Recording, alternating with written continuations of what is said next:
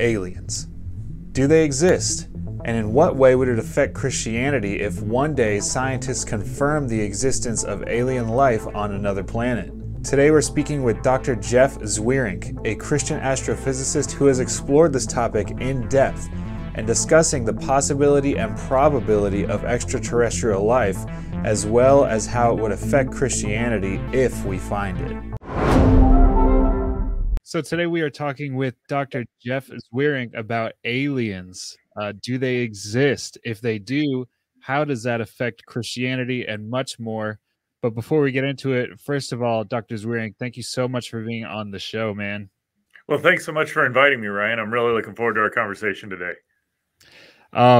So just before we get into it, just want to make sure the viewers know that you're not just like some weirdo that is into aliens or something like that. Could you tell us a little bit about your educational and professional background?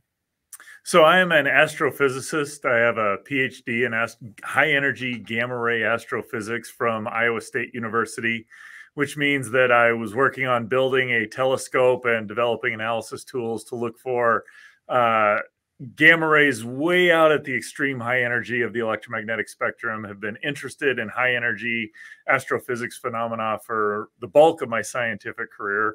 Currently working on a balloon experiment over at UCLA, affiliated with UCLA, called GAPS. It's looking for a particular type of antiparticle, which will, if we find enough of them, which is like 5, would help tell us what dark matter is. And I work full-time at an organization called Reasons to Believe, which looks at how science and the Christian faith work together.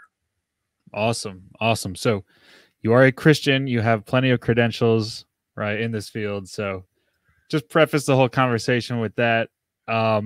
So I was actually really intrigued by your book, Is There Life Out There? I'm a big fan of Reasons to Believe and almost all the publications you guys put out, but I was intrigued by this book because it's just sort of out there a little bit, I think, for just the common man. So what sort of inspired you to get into this subject? Are you like super interested in aliens in general? In general, I'm not super interested in aliens. What originally sparked my interest in this topic was, I've been doing astrophysics for coming up on 25, close to 30 years now. And in that time, we have actually started to find planets outside our solar system.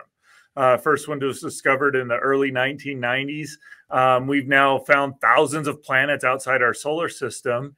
And one of the prerequisites for life is that there's got to be some place for it to live. And so there's this big conversation going on of, okay, now that we're able to start finding planets, how can we weigh in scientifically on whether there's other life out there? And, what I find fascinating is that I think people have been asking this question long before the science has been able to weigh in on the topic. In fact, I kind of jokingly say many times, wouldn't surprise me if Adam and Eve back in the Garden of Eden were arguing this topic, just because it's such a fascinating discussion. I could see that. I could see that. So you're talking about basically how the discovering the planets and stuff, it's still relatively newer to the sciences. Now, as far as extraterrestrial life, has there been any breakthroughs or evidences that there may possibly be extraterrestrial life out there? So I would say in general, the answer to that is no. I can definitively say there's no piece of evidence out there that is widely agreed upon in the scientific community that, yeah, this is extraterrestrial evidence of life beyond Earth. There's a lot of people who are actively searching for that within the scientific community and some outside. Typically when you're talking about that, there's this question of UFOs and abductions and all of that evidence. And that's a little trickier to deal with because a lot of it can't be scientifically replicated. So it's a little hard to study.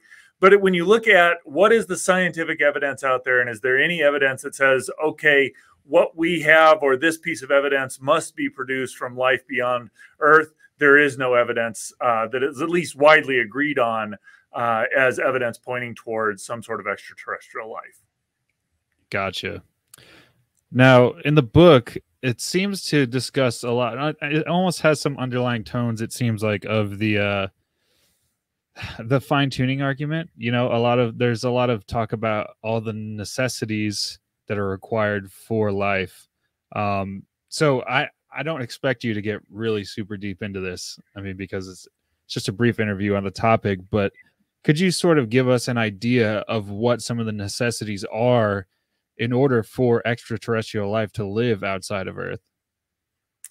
Yeah, and that is a huge topic. And so I'm just kind of touch on a little bit of maybe some of the basics. And what I find is that when people look at this, they kind of fall into two categories. There's one category, which I'll call the kind of minimalist approach, is that if you get all the requirements where liquid water exists, then life's going to arise there. It's just going to find a way to make it happen.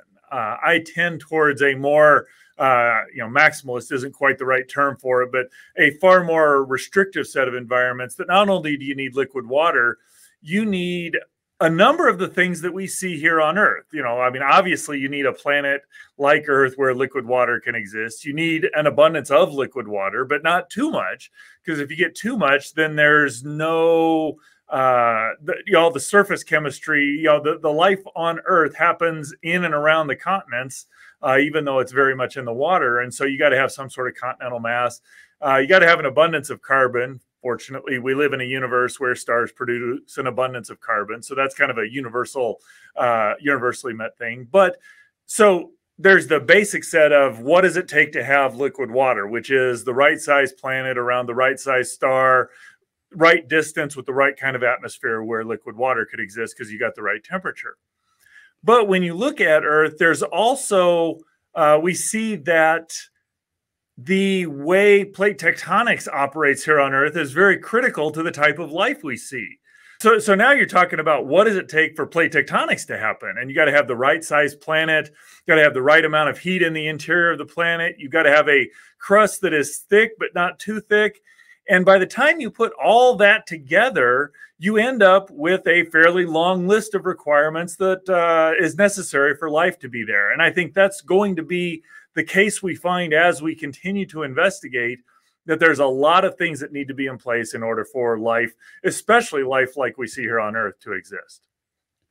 So this is sort of a conversation that I had with Dr. Ross, actually, when I was talking to him about the fine-tuning argument. And I was wondering, is there some sort of like human bias when we're interpreting the requirements of life? Like, we know that humans, and I suppose any really biology on our planet, requires carbon and water and things like this to survive.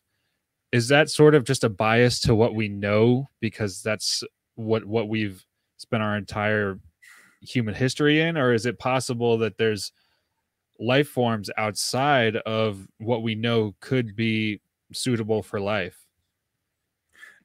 I think the answer to that is that it's a little bit of both, but most of that is not actual bias. It's predicated or built on what we found scientifically. You could take carbon and say, there's 92 naturally occurring, well, 91 because technetium no longer exists here on the Earth, but 91 naturally occurring elements here on Earth. And couldn't one of those form the basis for life? Well, now you got to start asking, okay, what are the chemical reactivities? What sorts of molecules can you form? And it turns out that when you look at all of the different elements in the periodic table, carbon stands out as unique in its ability to form long molecules, which are the basis of life's chemistry. You just can't have life if you don't have sufficiently complex molecules. And carbon is the only element that will do that. Similarly, when you look at water, you say, well, there's lots of other liquids out there, but water has a rather unique set of properties when it's taken all together, that it's got a really high heat capacity. It's got the capacity to dissolve both polar and non-polar materials. It's referred to as a universal solvent. It's got all of these fascinating properties which happen to occur right in the range where the chemistry that carbon requires happens as well. And so it's not just, well, we've got carbon, we've got water here, that's life found a way to adapt to it. You need something like water, something like carbon, and there really is no other liquid like water, and there's no other element like carbon. So no, it's not just a bias because that's what we are. The science really does say you need those two substances or something very similar to them, and at least naturally occurring elements in liquids. There are none that match up like carbon and water do. Interesting. So if these are sort of the requirements for life, I kind of want to put you on the spot here and see if you could tell me what you think the possibility is of extraterrestrial life.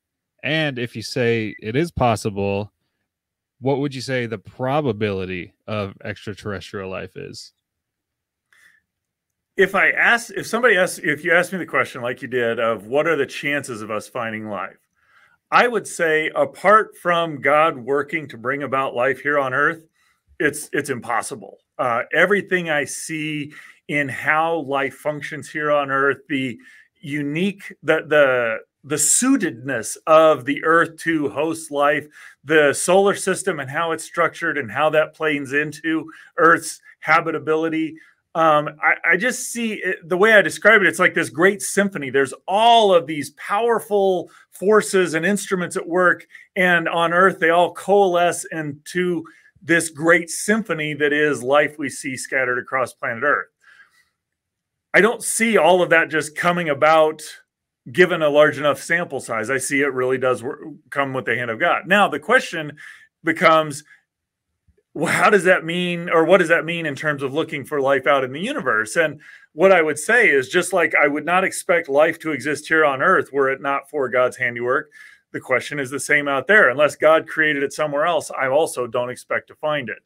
I know that's a different take than a lot of the dominant narrative that, oh, we've got all these planets and, just hundreds of millions of planets or 100 billion planets in the Milky Way galaxy, and therefore we're going to find life all over. I don't think that's the case. I think wherever God chooses to create it, that's where we're going to find it. It might be just here, or he might have created it across the universe. I just don't know the answer to that.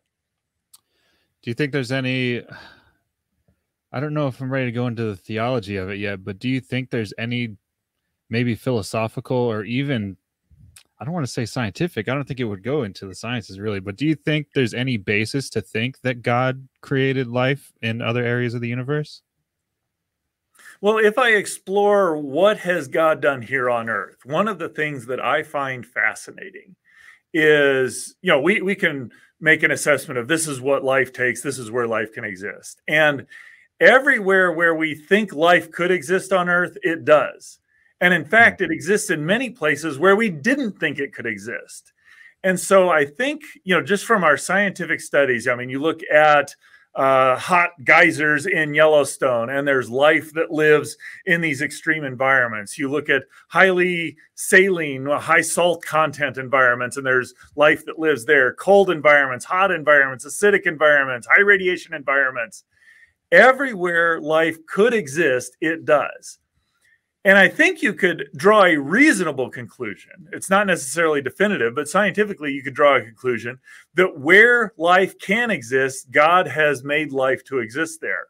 And so on that basis, which has a scientific foundation, it's not necessarily this is the scientific conclusion, but I think you could draw the reasonable conclusion that if God so populated Earth that everywhere life can exist, it did, perhaps he's also created life beyond. I think there's reasonable scientific evidence to support that sort of conclusion.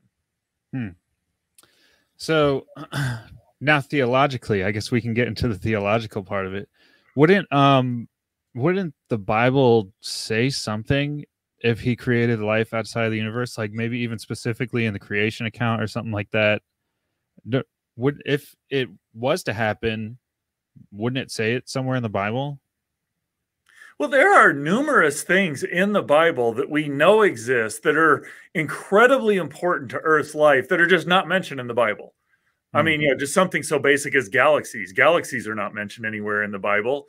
And until recent times, humans had no concept of galaxies even. It's really kind of the advent of telescopes that allows us to know that there are other places in the universe where there are these clusters of stars. There's no mention of bacteria And again, bacteria are just incredibly important to Earth life. So the idea that the Bible doesn't mention something that's important to life is not really a new concept. I mean, dinosaurs, I don't think those are mentioned in the Bible as well, just because humans have had no experience with them, and most humans would have no idea what it was. Now, there is something a little different about life out in the universe, because that now speaks to the uniqueness of human life. And there's something about the idea that if human life is special because it's unique, and so if there's other life in the universe, doesn't that mean that we're no longer unique? And wouldn't God have revealed that to us? I am of the opinion that there may be life out there that God has, either we may never have the capacity to find it, or when we do, that will be just part of us understanding his revelation more. So the fact that it's not mentioned is not, there's nowhere in the Bible where it says the only place in the universe where life exists is on Earth. That leaves open the possibility that God created something and just didn't tell us about it. Now, the key question in my assessment, in my opinion, is would finding life out there contradict or undermine any central tenet of the gospel and of the Bible? And as I've studied it and talked to many Christians, I think the answer to that is pretty conclusively that no, it would not undermine, just finding life would not undermine any central aspect of Christianity.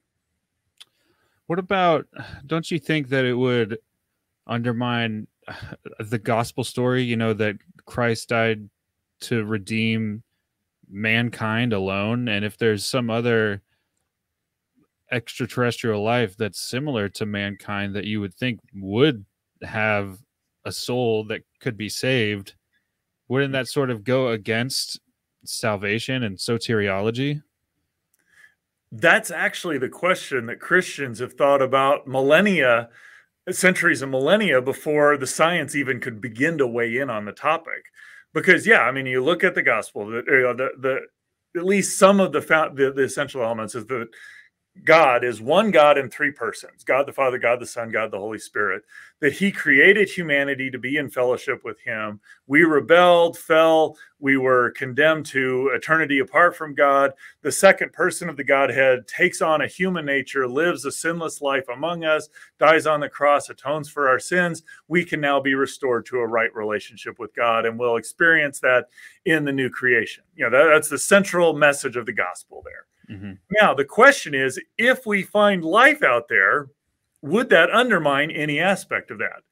And what Christians, again, centuries before scientists could even begin to weigh in on this topic, have thought about, okay, what if we find life out there? Well, among the options that they've come up with is that it may be that there's other life out there that has not fallen, in which case it would have no need for redemption. And so that does not affect the redemption or the gospel, the central story of Christianity that God has revealed here on earth. Or it may be they're fallen, but they're unredeemable. You know, we kind of chafe at that idea, but that's effectively what the angelic realm is. They had a one-time choice. Do we follow God or do we follow Lucifer? They chose to follow Lucifer. There's no chance of redemption. It could be that Christ's incarnation and death is universal and it pays for all sin throughout all of creation. So the fact, so this other race of beings would have a Bible that would reveal and say, Jesus Christ, the second person of the Godhead, came and died on earth, and that atones for all sins. It could be that in the same way that Christ took on a human nature reflects God's image, but not all of God's image. So maybe Christ took on a Klingon nature on another planet. Or it could be there's some other means of redemption. These are the ideas that Christians have thought up long before science was even able to weigh in on this topic. And each of them have places where I'm like, oh, I like that. And a little, I have to think about it. It kind of pushes at me. But as I look at them, each of them wrestles with what God has revealed here and thinks about how God could create other beings in a way that still is him creating them, but it doesn't negate or contradict any essential element of what he's revealed to us here on earth. And it's entirely possible that we're the only life in the universe too. That's a very legitimate option that scientifically I think has the most weight given what we found so far. Gotcha. So just to sum up the position here. So it's likely not the case that there is extraterrestrial life out there. But in the case that there is, it doesn't really have much of a bearing on Christian theology. It would pretty much be essentially business as usual, potentially. As Christians understand what Christian scholarship has thought about, I think a lot of people, myself included, have this idea that if we find life out there, that somehow supports naturalism and undermines the gospel. But as I've, again, just read what Christians have thought about long before I arrived on the scene, I realized they've thought about this in great measure. In fact, C.S. Lewis, one of the greatest apologists of the 20th century, his space trilogy deals with these very issues and has some of these aspects of how do you deal with redemption and atonement and Christ's death and the gospel in it. And so Christians have thought about this for a long time. And I think it would force, as it did me, it forced me to understand my theology better. And once I did, I realized finding life out beyond Earth isn't going to undermine Christianity in any way. In fact, as we study more about it, just like studying here on Earth, we find more evidence pointing to God. As if we find life out there and continue and investigate, it's going to provide more evidence that the God of the Bible is the creator of the entire universe. Gotcha. It makes sense. And it's a little comforting, honestly, for a Christian, because when I first started thinking through it, before I even read the book, I was like, man, this seems like, I feel as if there's an exceptionalism to humans and God created us in his image, and the Bible doesn't talk about aliens. And so part of me was scared that one day, we might find extraterrestrial life. And then it's like, oh man, everything I believe is a lie at that point. But I think I really appreciate how the book covers that and how it allows for Christianity to still be true. If ever a time comes when we do find extraterrestrial life. I kind of want to shift from there, some of the theological and scientific arguments, and I kind of want to put on my tinfoil hat here, because what I heard, I was talking to my wife about this interview earlier this morning. What I heard is that the U.S. government has officially confirmed that UFOs are legit. Got my screen up here, and they're actually having briefings on Capitol Hill about these UFOs. So what's going on here, man? Is there UFOs with aliens in them flying around our airspace? What is this about? Well, I haven't seriously investigated too many of these, but I do know that there are lots of phenomena out there which look weird. And they're actually, so the footage of the phenomena is real. It's not like somebody's took Photoshop or, done something to modify the footage to make something there that wasn't there. So you're seeing what the footage actually saw. Now, the question is, how do we go about accounting for what's on the footage? One of the things that has historically been true, and I would be surprised if it's changed, is that when you look at UFOs, or right now I think they're called unidentified aerial phenomena, UAPs, but it's the same sort of terminology for the same sort of phenomena, is that the vast majority of these phenomena are explained by natural means. They could be things where you're in a plane and you see a flame and it happens to be the reflection of a fire, a vent coming out of a chimney off the water. So there's often natural phenomena that are just unusual that account for the footage that you're seeing. We also have to bear in mind that we live in a world where there are military confrontations, and a lot of the place where the military confrontations or the military conflict comes is in in military and aerial stuff. And so it would not surprise me to find that Russia or some other foreign power, China, has developed the technology to fool our radar into seeing an image that isn't there. If I were a military strategist, I would be looking to do that, because now you've got these planes flying around, and if I can make them think, ooh, there's something over there, I have a military advantage, because they're going to be chasing a shadow while I'm chasing them down to, So we can't discount that there's military stuff that we just don't have access to and is want to be kept secret. And those governments are going to try and do anything to divert it from what's really going on. And so I could see where even the US government would want to stoke the flames that maybe these are not actual legitimate military things, but something else, because that makes militarily, it makes their job easier. But historically, there has always been a small segment of these phenomena that are not explainable by military or natural causes or man-made or natural causes. And what has historically been the case is that those correspond to demonic activity. And so I would be very careful about identifying any of these phenomena as something physical beyond the earth, as in life that exists in this universe that is traversing the great distances to get here. And I would be more likely to think it's either a natural phenomena, it's some sort of man-made military or just accidental phenomena, or to those, especially as people are getting more and more engaged in cultic type activities, that we're going to see demonic phenomena, because that's what Christianity would tell me to expect as we look out at how the world works. Is that what you would also, do you think it would also be demonic when people discuss their abduction stories, or they have this whole story about how they were in the woods and then this bright light shone on them and they were unconscious for days? Have you heard some of these stories? What do you think about some of those? I have heard people talk about, and again, I will just say straight off the bat, I've not investigated seriously. It's not like, ooh, I've investigated and looked at 12 of these and I know this is the explanation. But if you look at what Satan tries to do, he wants to deceive people into following something other than the true God. And so if you've opened yourself up to occultic or demonic activity, then it would not surprise me to find these sorts of things happening. Obviously physical things have happened, but I think it's ultimately demonic in its activity. Gotcha. Well, listen, man, it was short, but it was very interesting. It's something that I didn't think about really at all until maybe just a few weeks ago when I ordered the book. But I really appreciate your insights on this. They're really well thought through. For anybody who enjoyed what you had to say, can you give us a little bit more information on where they can find resources that you've put out?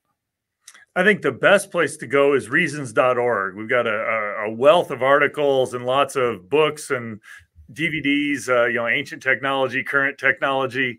That's a great place to start. I know each of the scholars here at Reasons to Believe have social media accounts. There's RTB Official, RTB, the first initial last name of each of the scholars is another place to start. Those would be the two best places to go to get more resources from Reasons to Believe.